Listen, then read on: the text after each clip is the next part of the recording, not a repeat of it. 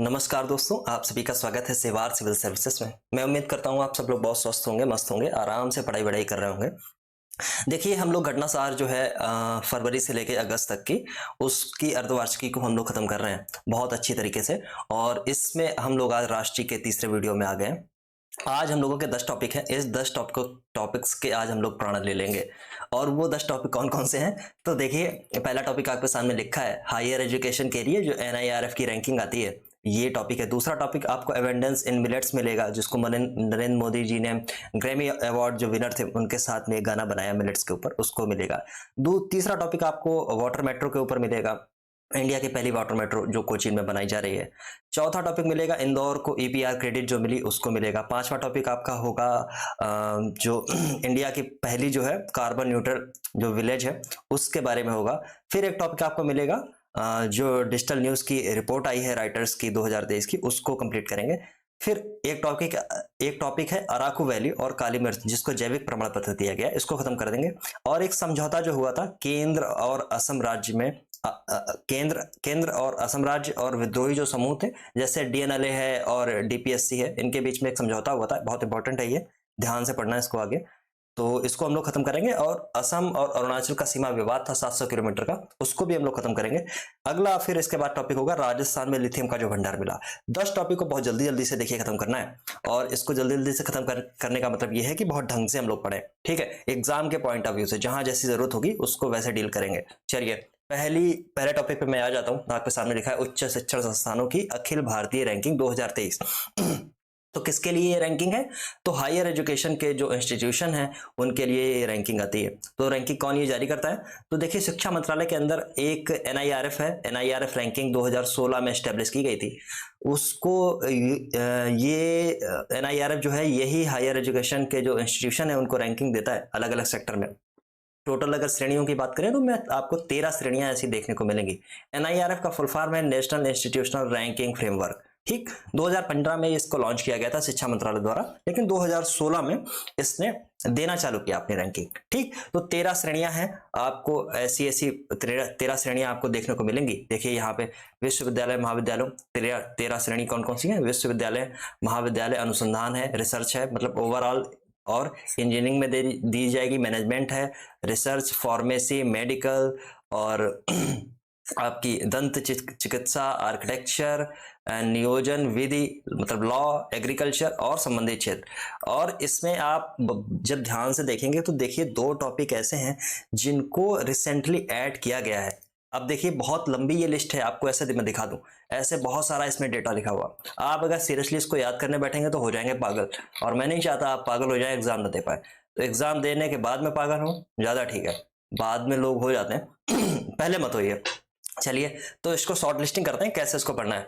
तो आप याद रखिए, देखिए इसमें इनको जो 13 विभिन्न श्रेणियां हैं इसमें से 2 श्रेणी इस बार ऐड की गई हैं, ठीक है। तो कौन कौन सी 2 श्रेणी है, तो एक है कृषि एवं संबंधित क्षेत्र, इसको मैं ऐसे लिख देता हूं यहाँ पे, याद रखना इसी से क्वेश्चन बन के आएगा आपके सामने, ठीक, या फिर NIRF से आएगा या फिर इससे आएगा, ठीक। तो नवाचार एक है, इनोवेशन दूसरा है, कृषि और संबंधित क्षेत्र, ये दोनों श्रेणियां और जोड़ी गई हैं इन सब श्रेणियों के बाद में, ठीक है।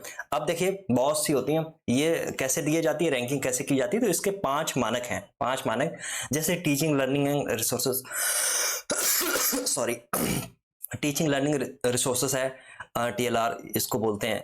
इसके बाद research and professional practice RP बोलेंगे। इसका 30% का इसका वेटेज, 30% का इसका वेटेज, और जियो का यानी ग्रेजुएशन आउटकम का 20% वेटेज।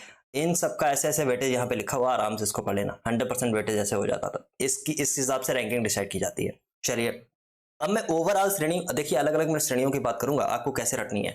जैसे कि मान लीजिए ओवरऑल जो होती है वो सबसे इंपॉर्टेंट होती है ओवरऑल रैंकिंग में। ओवरऑल रैंकिंग मतलब जितने भी सारे इंस्टीट्यूशंस हैं, चाहे वो यूनिवर्सिटी हो, चाहे वो कॉलेज हो, चाहे वो लॉ कॉलेज हो या फार्मेसी हो, कुछ भी हो, XYZ, सब में सबसे टॉप पे कौन रहा है, तो ओवरऑल में देखिए रहा है IIS नहीं ओवरऑल में सॉरी ओवरऑल मतलब समग्र श्रेणी में रहा है IIT मद्रास पहले नंबर पर, और दूसरे नंबर पे रहा है IISc बेंगलुरु, ठीक। तो जो IIT मद्रास पहले नंबर पे रहा है वो 2019 से लगातार 5वीं बार पहले नंबर पे ही है। और जो सेकंड नंबर पे आईआईएससी बेंगलुरु है वो 2019 से लगातार दूसरे नंबर पे ही है, इस चीज को याद रखना, ठीक है। देखिए पहला स्थान यहाँ पे लिखा गया है, दूसरे स्थान के लिए यहाँ पे लिखा गया है, ठीक। और ज्यादा चीजें इसमें मत रखना, ठीक है। चलिए ठीक। और आईएससी लगातार 8वें वर्ष लगातार शीर्ष स्थान प्राप्त हुआ था। चलिए ये सब बेकार की चीज है, इसको मत पढ़ना, इसको मत पढ़ना, ठीक है। अब मैं लेके आता हूँ श्रेणी, मैं जैसे जैसे बता देता हूँ कौन कौन सी श्रेणी। तो ओवरऑल में आपने याद कर लिया, दो चीजें याद की। अब यूनिवर्सिटी श्रेणी की अगर मैं बात करूं, अगर मैं यूनिवर्सिटी श्रेणी की अगर मैं बात करता हूं, तो यूनिवर्सिटी श्रेणी में नंबर 1 पे है आईआईएससी बेंगलोर। इसकी लिस्टिंग कर लेना जैसे मैं बता रहा हूं, बिल्कुल वैसे लिख लेना। नंबर 1 यहाँ पे ऐसे लिखना, अरे यार ऐसे मैं बता देता हूँ, यहाँ पे ऐसे लिखना यूनिवर्सिटी, यहाँ पे लिखना ओवरऑल, ठीक है। ऐसे ऐसे लाइन कर लेना और 1 2 3 1 2 3, ठीक। ओवरऑल के दोनों याद रखना, यूनिवर्सिटी के दोनों याद रखना, बाकी के दो दो याद कर लेना, कोई बहुत खास चीज नहीं है। लेकिन जो नई दो श्रेणियां यहाँ पे लिखी गई हैं, एग्रीकल्चर एंड संबंधित क्षेत्र और नवाचार, इसके तीनों याद कर लेना, ये बहुत जरूरी है क्योंकि नया एडअप हुआ ना, नई चीज है। एनआईआरएफ क्या है, वो मैंने शिक्षा मंत्रालय के अंदर आती है, जो हायर एजुकेशन के लिए अपनी रैंकिंग जारी करती है। ये मैंने चीजें आपको बता दी, तो ठीक है। यूनिवर्सिटी में आईएससी बेंगलुरु है नंबर 1, नंबर 2 पे जेएनयू दिल्ली, और नंबर 3 पे जामिया मिलिया। जामिया इस्लामिया मत कर दे, जामिया हमदर्द मत कर देना, जामिया मिलिया, ठीक। कॉलेजेस की अगर मैं बात करता हूं तो कॉलेज में आपको 3 श्रेणी मिलती है, मिरांडा हाउस डीयू, जो डीयू का कॉलेज है, और हिंदू कॉलेज है, वो भी डीयू का कॉलेज है। देखिए चेन्नई का एक कॉलेज है तीसरे नंबर पर, प्रेसिडेंसी कॉलेज, ठीक। वो याद रखना। चलिए मैं ऐसे बता रहा हूं, बस ये सब चीजें आपकी अलग अलग बनी हैं, इनके चक्कर में ज्यादा मत पढ़ना। 10 की रैंकिंग दी है, पागल हो जाएंगे आप, बिल्कुल मत पढ़ना, बिल्कुल मत पढ़ना, ठीक है। जो मैं बता रहा हूं उसकी लिस्टिंग कर लेना पॉज करके। इंजीनियरिंग में देखिए 3 है, नंबर 1 पे आईआईटी मद्रास, नंबर 2 पे आईआईटी दिल्ली, नंबर 3 पे आईआईटी मुंबई, ठीक। और ये तीनों लगातार 4 सालों से सेम पोजीशन होल्ड किए हुए हैं। फार्मेसी में एनआईपीईआर हैदराबाद नंबर 1, जामिया हमदर्द जिसकी मैं बात कर रहा था अभी, जामिया हमदर्द दूसरे नंबर पे है। मैनेजमेंट की बात करूं तो IIM Ahmedabad number 1, IIM Bengaluru number 2, IIM Kozhikode number 3, ठीक है। आर्किटेक्चर में आईआईटी रुड़की सबसे टॉप पे है, आईआईटी कालीकट दूसरे नंबर पे, आईआईटी खड़गपुर तीसरे नंबर पे। लॉ में national law school of Indian university Bengaluru जो है वो नंबर 1 पे है। दूसरे नंबर पे नेशनल लॉ यूनिवर्सिटी दिल्ली दूसरे नंबर पे। नलसर जिसको बोलते हैं हैदराबाद में जो है तीसरे नंबर पे है। लॉ की मैं बात करूं, मेडिकल में एम्स दिल्ली नंबर 1 पे, हमेशा से एम्स दिल्ली नंबर 1 पे रहता है। PGI Chandigarh post graduate institute जो चंडीगढ़ का है वो दूसरे नंबर पे रहेगा, ठीक है। रिसर्च में आईएससी बेंगलुरु फिर नंबर 1 पे आता है, आईआईटी मद्रास दूसरे नंबर पे, आईआईटी दिल्ली तीसरे नंबर पे। एग्रीकल्चर जो अभी नया एडअप हुआ है, इसको ध्यान से सुनना। सॉरी माफ करो, खांसी आ रही है यार आज।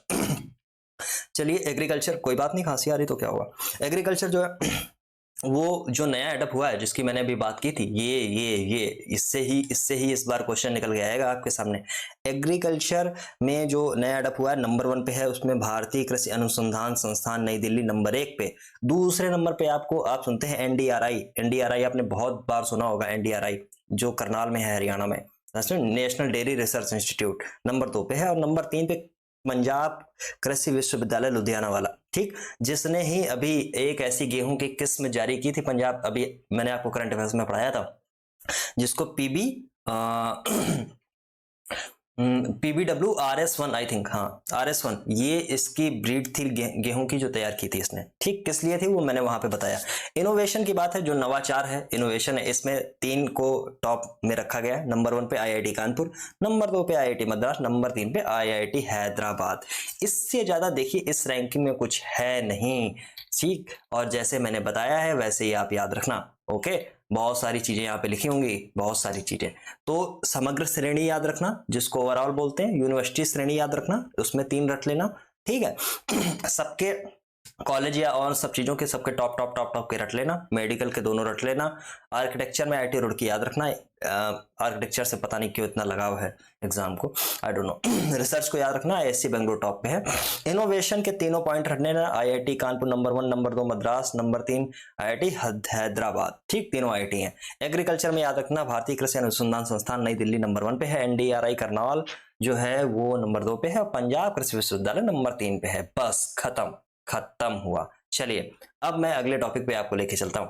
देखिए एक गीत की रचना हुई है, गीत कौन सा है, तो गीत है वो सॉरी गीत जो है वो है एबेंडेंस इन मिलेट्स। मतलब ये है क्या एबेंडेंस इन मिलेट्स, ये है क्या? ओके, तो देखिए आप जब ध्यान देंगे एबेंडेंस इन मिलेट्स में, तो देखिए ये एक तरीके का ऐसा गाना बनाया गया है जिसकी जिसकी प्रेरणा मिलती है नरेंद्र मोदी जी द्वारा। और एक गायिका है, गायिका फालू। ओके, गायिका फालू, ठीक। और गायिका फालू के साथ मिलकर ये ग्रैमी अवार्ड की विनर है, इंडियन ओरिजिन की हैं, यूएस बेस्ड हैं। इनके जो हस्बैंड हैं गौरव शाह, वो भी एक गीतकार हैं, इनको ग्रैमी अवार्ड नहीं मिला। गायिका फालू का नाम याद रखना, जिनको फाल्गुनी शाह बोला जाता है। तो जब इनको ग्रैमी अवार्ड मिला तो ये नरेंद्र मोदी जी से मिली और नरेंद्र मोदी जी ने बोला कि मिलेट्स, क्यों ना मिलेट्स के ऊपर एक प्रॉपर आप गाना बनाएं। मिलेट्स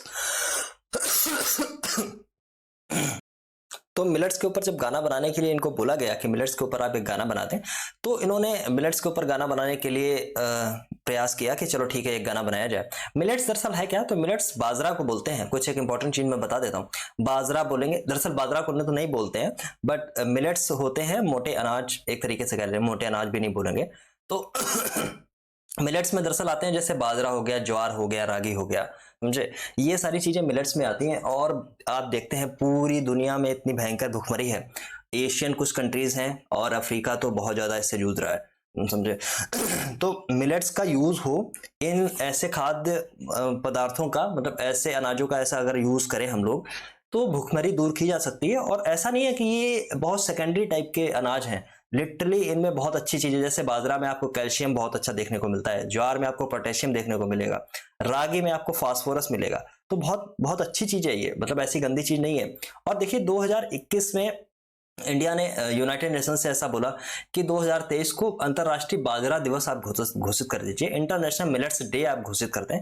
तो इस चीज को डे नहीं, सॉरी, ईयर घोषित कर दें। तो यूएन ने 2023 को, जो इस समय चल रहा है, उसको इंटरनेशनल मिलेट ईयर घोषित किया हुआ है, ठीक। ये प्रस्ताव इंडिया द्वारा लाया गया था और इसको जो यूनाइटेड नेशंस का जो एफएओ है, एफएओ जिसको बोलते हैं ना, फूड एंड एग्रीकल्चर ऑर्गेनाइजेशन, इसने इसका समर्थन कर दिया था। तो इसलिए 2023 को भारत की उपलब्धि, भारत ने एक अपनी उपलब्धि दर्ज कराई यूनाइटेड नेशंस में ये कहकर कि इसको मिलेट्स डे बनाया जाए, ठीक। तो देखिए मिलेट्स बहुत फायदेमंद इसलिए हो सकते हैं। 16 जून को ये गाना लॉन्च किया गया, देखिए यहाँ पे ऐसे लिखा हुआ है। इस गीत को प्रधानमंत्री मोदी ने आवाज भी दी है। आवाज देने का मतलब है इसमें कई कई जगह पे जो भी उन्होंने बोला है, ऐसे कुछ बहुत गा के नहीं बोला है, बट हाँ बोला है, ठीक। तो और दूसरा मोटी मोटी चीजें हिंदी और अंग्रेजी में इस गीत को गाया गया है, ठीक है। और मोटे अनाज के बारे में ये सब चीजें लिखी हैं जिससे विश्व में भुखमरी की समस्या को कम किया जा सकेगा, ठीक है। इतनी चीजें आप याद रखना। फाल्गुनी शाह है, फालू, जिनको फालू बोला गया, गायिका फालू, वो ग्रैमी अवार्ड विनर है। उनका देखिए एक एल्बम आया था बहुत पहले, उसका है, मतलब मुझे ऐसे ठीक से याद नहीं आ रहा था, आई थिंक कलरफुल वर्ल्ड करके इनका कुछ ऐसा था वीडियो, जिसके लिए एल्बम था, जिसके लिए इनको ग्रैमी अवार्ड दिया गया था, ठीक है। तो चलिए ये हो गया, ठीक है। मोटे अनाजों पर गीत लिखने के आग्रह किया था प्रधानमंत्री मोदी ने, इस पे ये सब चीजें थी, याद रखना ना, थोड़ा सा हो सकता कि ऐसी चीजें भी आ जाए। देखिए फिर आ गया, देखिए पहली बार कोच्चि में देश की पहली वाटर मेट्रो सेवा प्रारंभ की गई। अब देखिए वाटर मेट्रो क्या है, दरअसल ये कोई क्या पानी के ऊपर चलने वाली मेट्रो है, जैसे दिल्ली मेट्रो है या लखनऊ मेट्रो है या जो अलग जगह पे मेट्रो चल रही है वैसी मेट्रो है, नोएडा मेट्रो की तरीके से, बिल्कुल ऐसा नहीं है। तो अगर आप इसका जब प्रॉपर आप गूगल पे सर्च करना तो इसको आप देखेंगे, इसके फोटोज, तो आपको ऐसा देखने को मिलेगा कि ये एक बहुत बड़ी सी नाव टाइप की होती है जो पानी के ऊपर ऐसे ऐसे ऐसे ऐसे, ये पानी है, ये पानी है, ओके, ये पानी है, ऐसे ऐसे इसके ऊपर एक नाव टाइप की ऐसी चलती है, ठीक। जिसके अंदर का इंटीरियर जो है बिल्कुल वो मेट्रो का जैसा इंटीरियर होता है, बिल्कुल वैसा बनाया गया है, ठीक। और इससे ज्यादा इसमें और कुछ है नहीं, मतलब एक उपलब्धि तो है ही, ऐसा बहुत लिखा गया है, इंपॉर्टेंट भी है, बट अगर आप सीरियसली देखेंगे तो ऐसा कुछ नहीं है कि बहुत कोई अलग टेक्नोलॉजी है पानी के ऊपर मेट्रो सीरियसली चल रही है, तो ऐसा कुछ नहीं है, ठीक। लेकिन फिर भी पढ़ लीजिए, देश में पहली बार मेट्रो सेवा केरल के कोच्चि से प्रारंभ की गई है, वाटर मेट्रो है, ठीक। ड्रीम प्रोजेक्ट है केरल के लिए इसका, और इसका उद्घाटन किया था नरेंद्र मोदी जी ने। कब किया था? तो 25 अप्रैल को किया था, ठीक है। वाटर मेट्रो कोच्चि के आसपास 10 द्वीपों के बैटरी संचालित वाटर मेट्रो से जोड़ी जाएगी, ठीक है। पूर्णतया जो होगी वातानुकूलित होगी और 50 से 100 यात्री एक साथ यात्रा कर सकते हैं, बस। और इसमें ऐसी कोई चीज नहीं है जो आप पैसा याद रखें, कहां से कहां तक चलाई गई है, कौन कौन से टर्मिनल हैं, सीरियसली मत याद रखना, सीरियसली, ठीक। केवल इसको ये याद रखना कि कौन चला रहा है, तो इसको ध्यान से रखें। परियोजना का परिचालन कोच्चि वाटर मेट्रो लिमिटेड, जिसको KWML बोला जाता है, इसके द्वारा किया जा रहा है। और इसकी इक्विटी में, जो इक्विटी है इसकी, उसमें 74% की हिस्सेदारी केंद्र सरकार की, से 26% की हिस्सेदारी कोच्चि मेट्रो रेल लिमिटेड की है। ठीक है, चलो अब आ जाइए, EPR क्रेडिट प्राप्त करने वाला देश का पहला शहर। EPR क्रेडिट क्या होती है? ठीक, ये टॉपिक देखिए ऐसा है, अगर इसको आप पढ़ डालेंगे तो बहुत आपको अजीब लगेगा, जब तक आपकी पूरी, मतलब आपने पहले कभी इन सब चीजों को नहीं पढ़ा है कि EPR क्या होती है, तो आपको दिक्कत करेगा। देखिए EPR जो है वो है एक्सटेंडेड प्रोड्यूसर रिस्पॉन्सिबिलिटी। होता क्या है, देखिए जो भी प्लास्टिक कचरा हम लोग निकालते हैं, जो प्लास्टिक कचरा हम लोग वन टाइम यूज प्लास्टिक है, उसको रिसाइकिल किया जाए, और रिसाइकिल करके कितनी आप प्लास्टिक रिसाइकिल करते हैं, इससे ये डिसाइड होता है कि आपको वो क्रेडिट मिलनी चाहिए या नहीं मिलनी चाहिए। तो देखिए हुआ ये है कि इंदौर में, क्योंकि बहुत स्वच्छ शहरों में पहले से इंदौर का नाम लिया जाता रहा है, तो इंदौर ऐसा पहला शहर बना है, या अगर कभी आ जाए, शहर छोड़ देना इसको, अगर कभी आ जाए नगर निगम, यहाँ पे नगर निगम, इंदौर नगर निगम, तो कंफ्यूज मत हो जाना, ठीक है। दरअसल ओरिजिनली देखो तो नगर निगम ही है। ओके, तो इंदौर नगर निगम EPR क्रेडिट वास्तविक उत्पादक उत्तरदायित्व प्राप्त करने वाला देश का पहला शहर बना। कैसे बना, चलिए। EPR जो होता है वो है एक्सटेंडेड प्रोड्यूसर रिस्पॉन्सिबिलिटी, ठीक, ये होता है। और EPR किसके अंदर आता है, ये क्रेडिट होती है, जैसे कि आपने ऑक्सीजन कार्बन के लिए कार्बन क्रेडिट देखी होगी, ठीक वैसे ये क्रेडिट है। और इसमें देखेंगे ये किसके अंदर आती है, तो ये आती है EPR क्रेडिट आती है, तो केंद्रीय प्रदूषण नियंत्रण बोर्ड जो है वो ही EPR क्रेडिट देता है कि आपने कितनी प्लास्टिक को रिसाइकिल कर दिया है, प्रदूषण के फैलाने वाली जो चीजें हैं उनको रिसाइकिल कर दिया है, अब प्रदूषण उससे नहीं फैलेगा। मोटी मोटी सी बात इसमें ये थी। EPR क्रेडिट का जो मूल्य है वो 8100 रुपए है, मूल्य बहुत ज्यादा नहीं है, बट इसका काम इंपॉर्टेंट है, ठीक। देश का पहला ऐसा नगर निगम बन गया है, ठीक, नगर निगम देखो यहाँ पे लिखा हुआ है, ठीक। इंदौर नगर निगम की यहाँ पे बात हो रही है कि मतलब इसने क्या किया है कि प्रतिदिन इसकी क्षमता है 1162 टन ठोस कचरा उत्पादन करता है इंदौर। लेकिन जो इसमें बहुत इसकी क्षमता देखिए यहाँ पे नहीं लिखी है, बट आई थिंक कुछ है इसकी क्षमता, मुझे याद नहीं आ रहा। पिछले साल भी ये टॉपिक हॉट टॉपिक के रूप में ही था। EPR के बारे में यहाँ पे लिखा है, EPR एक पर्यावरणीय नीति दृष्टिकोण है जिसमें किसी उत्पाद के लिए निर्माता की जिम्मेदारी को उत्पाद के जीवन चक्र के लिए उपभोक्ता चरण तक बढ़ाया जाता है, ठीक। और इसमें बहुत ऐसा कुछ खास है नहीं, ठीक। चलिए अब मैं आ गया हूं इसमें, भारत का पहला कार्बन न्यूट्रल गांव थाने में प्रस्तावित। ध्यान से पढ़ना, कंफ्यूज मत हो जाना, नहीं तो अभी सांबा विलेज आपको याद आएगा, ठीक। सांबा विलेज अगर नहीं याद आया तो मांजुली याद आ जाएगा, ठीक। अगर सांबा नहीं याद आएगा तो मैं बताता हूं कैसे। भारत का पहला कार्बन न्यूट्रल, देखिए कार्बन न्यूट्रल बोलोगे या कार्बन तटस्थ बोलेंगे। कार्बन न्यूट्रल क्या होता है, कार्बन न्यूट्रल क्या होता है कि बिल्कुल भी कार्बन का उत्सर्जन ही नहीं करेगा, तो यहाँ पे रहने वाले वो सांस जो लेंगे वो लोग, उनसे तो कार्बन डाइऑक्साइड निकलती है, उसमें तो कार्बन का % होता है, तो क्या वो सांस लेना बंद कर देंगे? देखिए ऐसा नहीं होता। कार्बन न्यूट्रल का दरअसल जो मीनिंग है वो सीरियसली ये होता है कि जितना भी अगर आप कार्बन का इमिशन करेंगे उससे ज्यादा डिपॉजिट भी करेंगे, कार्बन को कम करने का प्रयास करेंगे, चाहे वो पौधे लगा के करें, चाहे आप किसी भी और चीजों से EVs का यूज करके करें, किसी भी चीज से करें, समझे, डजेंट मैटर, जितना आप निकालेंगे उतना ज्यादा आप कम करेंगे, ठीक। तो ये एक बैलेंस बना रहेगा, इसको बोलेंगे न्यूट्रल। न्यूट्रल का मतलब ये बिल्कुल नहीं होता कि आज से हम सांस लेना या कार्बन की चीजें, हर चीज में तो कार्बन है तो यूज करना बंद कर देंगे, ऐसा बिल्कुल नहीं है, ठीक है। तो केंद्रीय राज्य मंत्री हैं कपिल पाटिल, उन्होंने महाराष्ट्र ठाणे में भिवंडी तालुका में भारत के पहले कार्बन तटस्थ गांव, यहाँ याद रखना, गांव के विकास की घोषणा की है। चलिए ठीक है, अब ये गांव है तो सबसे नीचे वाली लाइन पे पहले मैं लेके चलता हूं। अप्रैल 2022 में जम्मू कश्मीर के सांबा स्थित पल्ली गांव देश का पहला कार्बन न्यूट्रल पंचायत बना था। इसमें पंचायत लिखा है लेकिन यहाँ पे पल्ली गांव लिखा है, याद रखना है इस चीज को। पंचायत कौन सी है, तो कार्बन न्यूट्रल पंचायत है, ठीक। ये जो गांव है पल्ली गांव जो है वो एक पंचायत है, जबकि यहाँ सीरियसली गांव की बात हो रही है, ठीक। तो इसमें क्या है, कार्बन उत्सर्जन को कम करना, एक स्वच्छ और हरित पर्यावरण की स्थायी प्रथाओं को बढ़ावा देना है, ठीक है। आगे देखिए लिखा हुआ, कार्बन तटस्थ के विकास के लिए साथ साथ 121 आदिवासी गांवों को मॉडल गांव के रूप में विकसित भी किया जा रहा है। मुझे एक चीज समझ में नहीं आती है, एक चीज ये मुझे समझ में नहीं आती है, जब कोई ऐसी चीजें करानी होती हैं इको फ्रेंडली, तो ये सब आदिवासियों की तरफ क्यों भागते हैं दौड़ के? मतलब पूरी दुनिया आदिवासियों की तरफ देखेगी, हाँ हाँ तुम बचा लो, तुम बचा लो। अमेजन वालों से बोलेंगे अगर तुम जंगल मत काटना, वो ग्रीन फेफड़े हैं दुनिया के, और इनसे बोलेंगे कि तुम पेड़ों को बचाते हो, तुम अच्छा काम करते हो, और आप आराम से एसी में बैठ के मजे लेते हैं। तो जो जिम्मेदारी है वो ऐसे ही पकड़ा दी जाती है।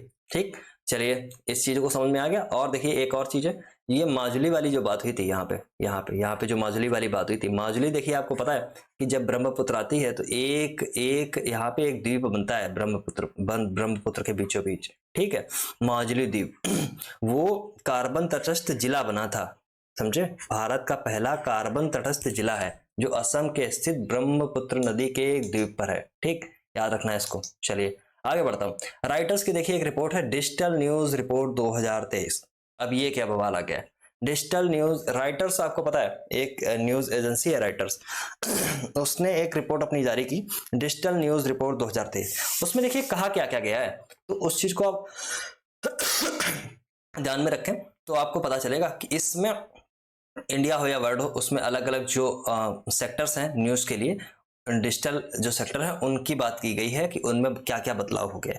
तो राइटर्स ने किसके साथ में ये रिपोर्ट जारी की, तो है Asian college of journalism. Report कौन सी है, तो डिजिटल न्यूज रिपोर्ट 2023। इसका इसमें संस्करण नहीं लिखा हुआ है, लेकिन मैं आपको बता दूं ये 12वां संस्करण था। ठीक है, 12वां संस्करण था। चलो और क्या है, तो इसमें इसमें मोटी मोटी कुछ मैं बात बता देता हूँ। जैसे भारत में समाचार पत्रों में जो है गिरावट, समाचारों की जो कंजप्शन है इंडिया में उसमें गिरावट आई है। ऑनलाइन समाचारों में भी गिरावट आई है, पहले लोग ऑनलाइन खूब देखते थे, 12% की गिरावट है। और क्या है, टेलीविजन में भी 10% की गिरावट आई है, मतलब ओवरऑल थोड़ी थोड़ी सी गिरावट आई है। लेकिन इसके बावजूद गिरावट तो आई है, बट इसके बावजूद क्या हुआ है, इसके बावजूद देखिए ये हुआ कि इसके अनुसार डीडी इंडिया और आकाशवाणी, ऑल इंडिया रेडियो जिसको बोलते हैं आप, ठीक, को भारत का सबसे अधिक विश्वसनीय इलेक्ट्रॉनिक मीडिया संगठन बनाया गया है, माना गया है। ठीक, याद रखना डीडी इंडिया और आकाशवाणी, आकाशवाणी नंबर 1 पे देखिए डीडी इंडिया लिखा हुआ है। ठीक, डीडी इंडिया नंबर 1, नंबर 2 पे आकाशवाणी। ठीक, याद रखना। फिनलैंड ऐसा देश है जो समग्र रूप से उच्चतम विश्वास, मतलब ये जो होता है विश्वास, ये जो परसेंट है ये विश्वास होता है, कितना विश्वास है लोगों का इसके ऊपर। ठीक, तो समग्र रूप से उच्चतम स्तर पर रहा है, जबकि ग्रीस सबसे निचले स्तर पे रहा है 19%। इंडिया की रैंकिंग इसमें है 24 आउट ऑफ 46। ठीक, याद रखना इस चीज को, समझे? नंबर 1 पे फिनलैंड, और नंबर जो सबसे लास्ट है 46 उस पे है कौन सा, ग्रीस। ओके, तो बहुत सी चीजों में बदलाव हुआ है, बहुत ये सब चीजें ऐसी लिखी हुई हैं। देखिए इंडिया में समाचार पत्र की जो विश्वसनीयता है उसमें 3% की गिरावट के बावजूद डीडी इंडिया आकाशवाणी ने अपनी विश्वसनीयता के उच्च स्तर को बनाए रखा है, बस। और इसमें कुछ ऐसा खास नहीं है, कुछ चीजें मैं ऐसे इसमें नजर आता हूँ। ये देखिए जो लिखा हुआ है ना परसेंट, ये परसेंट को ऐसे याद रखना कि ये विश्वास है लोगों का ऐसा विश्वास है कि ये इनको देखने वालों का इस पे ऐसा विश्वास है। तो जिसकी आकाशवाणी की बात की गई थी वो देखिए नंबर 1 पे। इस नंबर 1, नंबर 2, नंबर 3 ऐसे मत कंफ्यूज हो जाना कि ये नहीं नंबर 1 पे है तो ये सबसे अच्छा होगा, ऐसा बिल्कुल भी नहीं है। तो फिर नंबर 4 पे ये 70 क्यों लिखा हुआ है, 70% विश्वास वाला? तो देखिए इनको जो लिखा गया है यहाँ पे जो ऑर्डर है वो लिखा है अल्फाबेटिकली, मतलब ABCDE,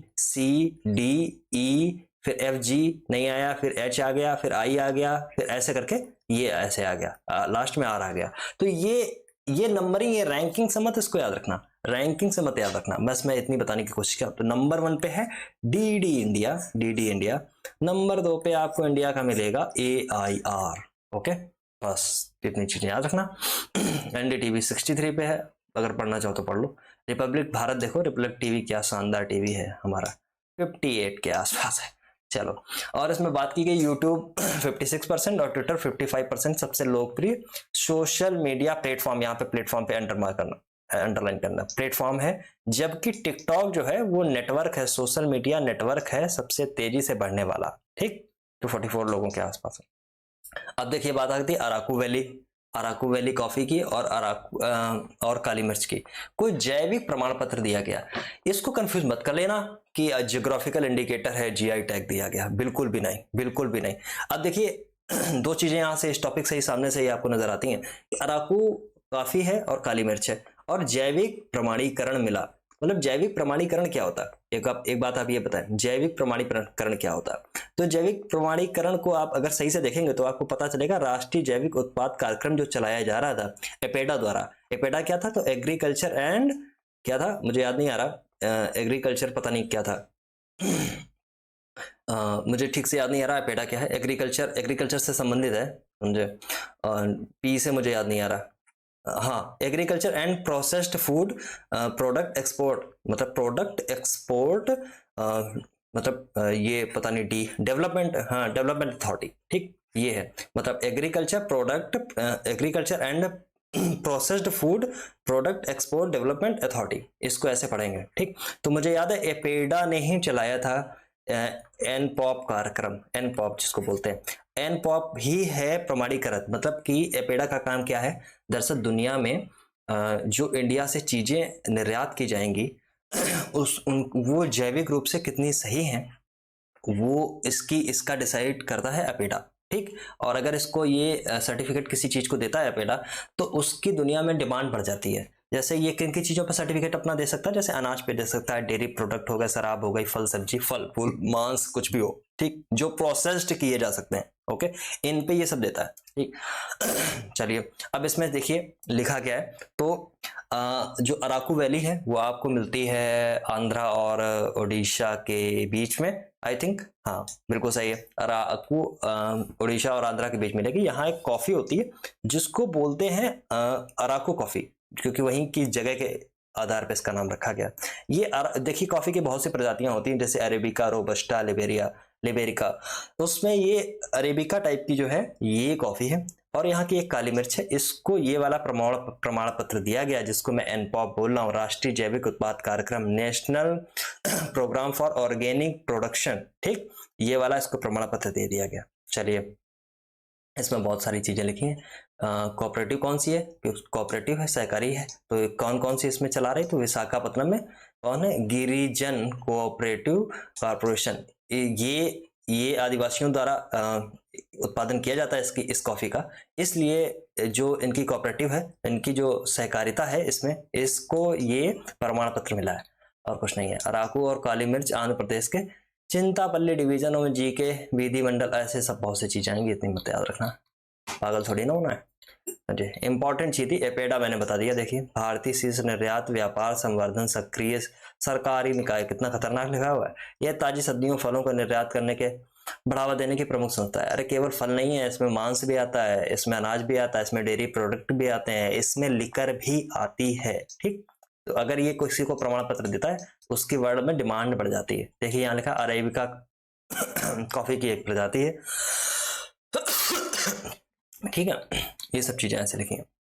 अब देखिए केंद्र सरकार और असम राज्य सरकार और दिमासा नेशनल लिबरेशन आर्मी, ठीक, के बीच में त्रिपक्षीय समझौता हुआ है। अब ये त्रिपक्षीय समझौता है, ठीक। तो दिमासा से आपको क्या याद आता है, क्या आपने कभी सुना है दिमासा एक जनजाति है, समझे, अभी तक नहीं सुना है। और अगर आप वही गारो, खासी, जयंतिया यही सब रटते रहे आसपास की, तो सचेत हो जाइए, बोडो डोगरी से आगे निकलिए, दिमासा हो सकता है आपके सामने आ जाए। दिमासा देखिए बहुत इंटरेस्टिंग ट्राइब है, जो इसका मेनली जो काम होता है दिमासा ट्राइब का, वो दरअसल सिल्क जो होती है ना, रेशम वाली, इसका ये प्रोडक्शन करता है। और ये मोस्टली अगर देखोगे कहाँ पाई जाती है, तो एक डिस्ट्रिक्ट है दिमासा हसाओ, ठीक, असम के अंदर, यहाँ ये पाई जाएगी। और असम और नागालैंड के कुछ एरिया हैं, उनके बीच में ये पाई जाती है।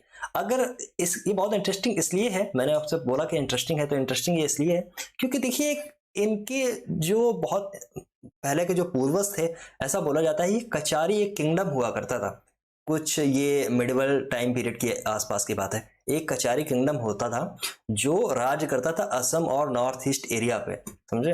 तो ये बहुत अपने आप को मतलब ऐसा मानते हैं कि बहुत पावरफुल हैं ये लोग, ठीक है। तो इसलिए ये बहुत इंपॉर्टेंट है, ठीक, याद रखना। चलिए तो अब इसमें हुआ क्या है, तो पूर्वोत्तर को उग्रवाद मुक्त करने की दिशा में सरकार को बड़ी सफलता मिली। हुआ इसमें यह है कि देखिए दो संगठन है, एक है दिमासा नेशनल लिबरेशन आर्मी और दूसरा है दिमासा पीपल्स सुप्रीम काउंसिल।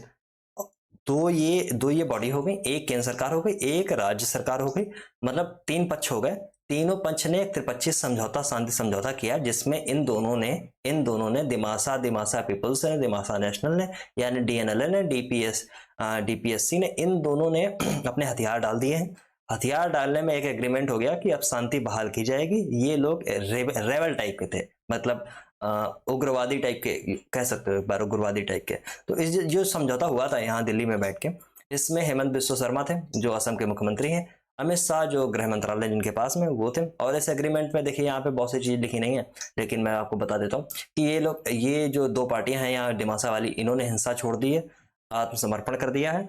और इन्होंने मांग की थी दिमासा वेलफेयर एक काउंसिल की, जिस काउंसिल की मांग को मान लिया गया। और इन्होंने बात की थी जो छठी अनुसूची होती है ना, 6 शेड्यूल, उससे कमीशन बनाया जाए। आपको पता है 6 शेड्यूल जो है वो ट्राइब्स के लिए है, ठीक है, ठीक है। वहां पे आप कौन कौन से 4 स्टेट हैं वो याद करिए, नहीं तो खोल के देखिए लक्ष्मीकांत या किसी और किताब में, आपको पता चलेगा, ठीक।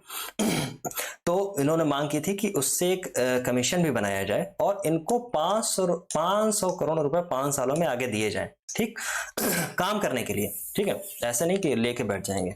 लेकिन अभी हाल ही में कल या परसों की ऐसी घटना है कि फोर्सेस ने किसी दिमासा ट्राइब के किसी लोग को, एक रेबल को गोली मार दी है, हालांकि वो निहत्था था। तो हो सकता है कि समझौता फिर आने वाले समय में कैंसिल भी हो जाए, ठीक। लेकिन इंपॉर्टेंट समझौता है, याद रखना। आपको पता है इस सरकार ने बहुत सारे ऐसे समझौते किए हैं, जिसमें आपको एक बोडो एकॉर्ड भी आपको याद आता होगा 2020 का, एक कार्बी आंग्लॉन समझौता आपने शायद किसी समय न्यूज में देखा हो 2021 का। ऐसे कुछ समझौते थे, ठीक है। चलिए अब देखिए असम और अरुणाचल के बीच में सीमा विवाद समझौता, इसमें कुछ नहीं है, केवल इतना है, असम और अरुणाचल की सीमा लगती है। असम नॉर्थ ईस्ट का ऐसा स्टेट है जो सबसे ज्यादा स्टेट से नॉर्थ ईस्ट में सीमा अपनी साझा करता है, समझे, लगभग हर स्टेट से ये अपनी सीमा साझा करता है। इसी के आसपास आपको ऐसे स्टेट देखने को मिलेंगे। वेस्ट बंगाल भी इससे शायद आके जुड़ जाता है या नहीं जुड़ जाता, आई डोंट नो, एक बार जाके चेक कर लेना, ठीक है। वैसे आई थिंक 6 या 7 से तो ये सीमा साझा ही करता है, ओके। तो अरुणाचल के बीच में एक सीमा विवाद है 700 किलोमीटर का। इसको लेके लंबे समय से बवाल तनाव था, और इसमें मुख्यमंत्री जो है असम के हेमंत बिस्वा शर्मा, अरुणाचल के मुख्यमंत्री हैं पेमा खांडू, और गृह मंत्रालय है अमित शाह के अंडर में। ये तीनों लोग दो मुख्यमंत्री और होम मिनिस्टर ये दिल्ली में मिले, और इन्होंने समझौते पे जो है 1972 का जो समझौता है अंतर्राज्यीय सीमा विवाद 1972 से अब तक सुलझाया नहीं गया था, उसको जो ये लोकल कमीशन यहाँ पे देखिए स्टैब्लिश किया गया था उस समय सीमा विवाद को समझाने के लिए, उसकी रिपोर्ट 1972 में आई थी। और ये रिपोर्ट बहुत ठंडे बस्ते में चली गई थी, मतलब कहीं हाई कोर्ट कहीं लेके घूम रहे हैं, कहीं सुप्रीम कोर्ट लेके घूम रहे हैं, कहीं आपस में लड़ रहे हैं, तो ये सब चीजें मानी नहीं गई थी। लेकिन अमित शाह ने बैठ के दोनों लोगों को समझा दिया, इन दोनों लोगों ने इस रिपोर्ट को मान लिया है, ठीक, स्वीकार कर लिया है, बस इसमें यह था। कश्मीर के बाद राजस्थान में मिला, लिथियम के भंडार मिले। भैया एक बात बताऊं आपको मैं, जो लिथियम है आगे आने वाले समय में सीरियसली बहुत ज्यादा इसकी डिमांड होने वाली है, सीरियसली बहुत ज्यादा। ये केवल यहाँ लिखा है ऐसा, बाद में ऐसा मैं इसलिए नहीं कह रहा हूँ कि केवल लिखा हुआ है, बात दरअसल ये है कि आगे आने वाले समय में आप चाहे वो ईवीज हो, इस समय ईवीज की इतनी ज्यादा डिमांड आने वाली है, आगे 10 या 15 साल में आप देखेंगे ईवीज, अभी तो सक्सेस उतनी नहीं है लेकिन आगे आने वाले समय में सक्सेस होंगी ईवीज, ठीक है। तो उनकी बैटरीज हो या लिथियम आयन बैटरीज, आपने नाम सुना होगा लिथियम आयन बैटरीज, तो इनका बहुत सी बैटरीज में यूज होता है लिथियम का, जैसे कि लैपटॉप की बैटरी हो गई, समझे, जैसे इलेक्ट्रॉनिक व्हीकल हो गए ईवीज जिनको बोलते हैं, ठीक, इनमें इनकी बैटरियों में यूज होता है, सेल्स जो बन रहे हैं उनकी बैटरियों में यूज होता है, और बहुत ड्यूरेबल होती हैं, बहुत लॉन्ग लास्टिंग होती हैं, रिचार्जेबल होती हैं बार बार। इसलिए कन्वेंशनल बैटरीज हट जाएंगी कुछ समय में, आगे आने वाले समय में। लेकिन समस्या इसकी यही है कि लिथियम जिसके पास है वही राजा है। तो इस समय लिथियम अगर सबसे ज्यादा किसके पास है तो वो चाइना के पास में खतरनाक तरीके से लिथियम है, और इंडिया ये समझ लो कि बहुत ज्यादा अपना पार्ट लिथियम का इंपोर्ट कर रहा है, ठीक। तो हाल ही में जम्मू कश्मीर में देखिए लिथियम की खोज हुई थी, लेकिन अब देखिए राजस्थान के नागौर जिले के, ये याद रखना इसको बिल्कुल इंपॉर्टेंट लगा लेना, डेगाना में लिथियम के भंडार की खोज की गई है। कहाँ? रेवंतु की डूगरी पर, ठीक। और ये जीएसआई जिसको बोला गया जियोलॉजिकल सर्वे ऑफ इंडिया ने लिथियम पाए जाने के संकेत मिले हैं, ठीक। भू वैज्ञानिक सर्वेक्षण जीएसआई के अनुसार लिथियम भंडार जम्मू कश्मीर में हाल ही में पाए गए भंडार से अधिक बड़ा है। ठीक, इससे चीन का एकाधिकार जो है लिथियम पे वो समाप्त हो जाएगा अगर इंडिया को ये मिल गया, और ये हो सकता है इंडिया की 80% मांग को पूरा कर सके। ठीक, इनकी वजह से कीमतें महंगी होती हैं। ठीक, अगर मान लीजिए लिथियम अगर वहां से मंगाया जाए, जो भी चीज इंपोर्ट होगी जाहिर सी बात है उसकी वो होगी इंपॉर्टेंस बढ़ जाएगी, तो फिर महंगी हो जाएगी। ठीक है, तो ईवीज जो है तो इलेक्ट्रॉनिक वाहन में इसका यूज हो जाता है, बैटरी में। ठीक, बहुत सी जगह यूज होगा, ऐसे बहुत सी जगह लगा लिथियम आयन बैटरी का देखिए सिस्टम है। इस समय जो शेयर मार्केट में आप देखेंगे तो ईवीज के जो शेयर हैं वो बहुत ऊपर जाने की संभावना है, बहुत सारे शेयर हैं। टाटा का शेयर 200 कुछ रुपए का हुआ करता था, इस समय 600 रुपए के आसपास पहुंच गया। लिथियम एक अलौह धातु है, मतलब नॉन मतलब अलौह को क्या बोलेंगे, नॉन फेरस मेटल है ना, ऐसे कुछ बोलेंगे ना। तो ये मोबाइल, लैपटॉप, इलेक्ट्रॉनिक व्हीकल, इनमें सब में रिचार्जेबल बैटरी इस तो वर्ल्ड बैंक की एक रिपोर्ट है जिसमें 2050 से लिथियम धातु की वैश्विक मांग में 500% की वृद्धि होगी। देखिए, अब हम लोगों ने 10 टॉपिक आज पूरे कर दिए। हालांकि मेरी तबीयत थोड़ी सी खराब थी। अगर आपको सेशन अच्छा लगा हो तो चैनल को सब्सक्राइब कर लेना आप। और इसके साथ साथ अभी तो फिलहाल करंट अफेयर है, मेरा ऐसा मानना है कि मैं कुछ 8 या 10 दिन में, जैसे 10 या आज कितनी तारीख हो गई, 17 तारीख है, तो मैं 15 दिन के बाद मैं फ्री हो जाऊंगा ठीक से। फिर मैं जीएस वाले पोर्शन पे आऊंगा, और जीएस वैसे नहीं पढ़ाऊंगा यार मैं, जैसा कि आपने बुक में लिखा है ठीक वैसे ही पढ़ते हुए चलना है।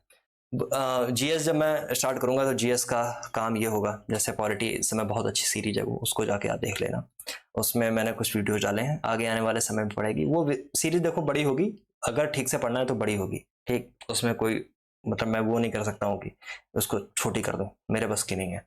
ठीक है, तो आगे आने वाले समय में जब आपको मिलेगी कोई भी सीरीज मिलेगी, जैसे कि मॉडर्न हिस्ट्री में हो सकता लेके आऊँ, या फिर मैं एनवायरनमेंट में लेके आऊँ, एनवायरनमेंट से ठीक ठाक क्वेश्चन आते हैं, और एनवायरनमेंट को अगर ठीक से एक बार समझ लेना, क्योंकि यहाँ पे केवल कंफ्यूजन होता है शब्दों का, कुछ कुछ चीजों का, समझे। इसको अगर ठीक से अगर आपने समझ लिया तो यहाँ से आप प्रोबेबिलिटी बहुत ज्यादा होती क्वेश्चन सही करने की। मॉडर्न हिस्ट्री से प्रोबेबिलिटी आपकी क्वेश्चन सही करने की बहुत ज्यादा होती। करंट अफेयर्स तो मैं शानदार करा ही रहा हूँ, अगर 40 क्वेश्चन आया, अगर कोई 39 करके आया, जो ये सीरीज पूरी देख के जा रहा है, तो वो फिर गंदा इंसान है, और मैं कुछ नहीं बोलूंगा। ठीक है, तो इसमें करंट अफेयर्स करा ही रहा हूं मैं, पॉलिटी में बहुत ढंग से कराऊंगा, इसमें घटना चक्र वक्र मैं सब खत्म कर दूंगा। एक दिन में बैठ जाऊंगा, मतलब 4 दिन में बैठ जाऊंगा, 4-4 5-5 घंटे के लिए, 6-6 घंटे के लिए, बस घटना चक्र उड़ा के फेंक दूंगा। तो बस परेशान मत होना, घटना चक्र की कोई टेंशन ही मत लेना। पॉलिटी वाले सेक्शन में जितना मैंने पढ़ा रखा है, वहां पे जो मैं पढ़ा रहा हूँ वो इतना शानदार है कि घटना चक्र उसके आगे बच्ची महसूस होगी आपको, समझे। छोटा सा बच्चा होता है ना, बच्चों वाली चीजें वो महसूस होंगी आपको। ठीक है, तो चलिए आज 2 मैं वीडियोस और बना दूंगा, नेशनल पूरा खत्म हो जाएगा, ये पूरा सीरियसली खत्म हो जाएगा, फिर मैं आऊंगा अंतर्राष्ट्रीय पे। और जब मैं अंतर्राष्ट्रीय पे आऊंगा तो आप ऐसा मान के चलिए कि 30% से ज्यादा ये खत्म हो चुकी है घटना सार। ठीक है, बहुत बहुत धन्यवाद आपका पूरा सेशन देखने के लिए, और बने रहिए सेवार सिविल सर्विसेज के साथ में। 2024 के यूपीपीसीएस की अगर आप प्रिपरेशन करना चाहते हैं तो टेलीग्राम का एक ग्रुप है, उसको ज्वाइन कर लेना, फ्री ऑफ कॉस्ट ग्रुप है, परेशान मत होना, फ्री ऑफ कॉस्ट है। और जो लोग केवल सीरियसली देना चाहते हो केवल वही लोग ज्वाइन करें, उसको अन्यथा ज्वाइन मत करना। चैनल सब्सक्राइब कर लेना, इससे आपको फायदा होगा। ठीक है, थैंक यू वेरी मच, बहुत बहुत धन्यवाद आपका।